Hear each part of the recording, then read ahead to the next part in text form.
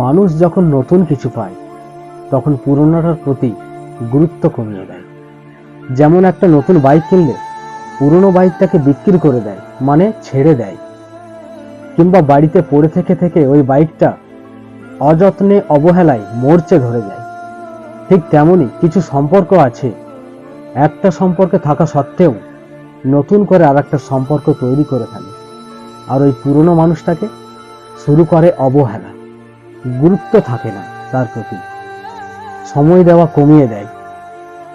আর ওই মানুষটা বুঝতেই পারে না আমার কি দোষ ছিল, আমার কি অপরাধ।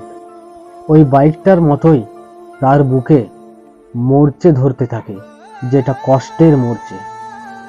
আমরা সবাই জানি নিজের মানুষটার কাছে অবহেলা পাওয়া মানে মৃত্যু যন্ত্রণার সমান, ভীষণ বেদনাদায়ক।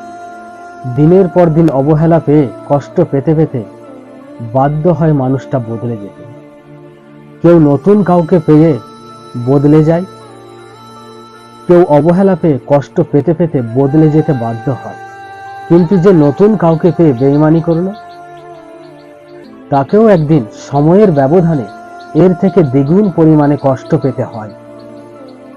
কারণ যে কষ্ট দিয়ে বেঈমানি করে ঠকিয়ে চলে যায়, তাকেও একদিন কষ্ট পেতে হয়, ঠকে যেতে হয়, বেঈমানির শিকার হতে হয়।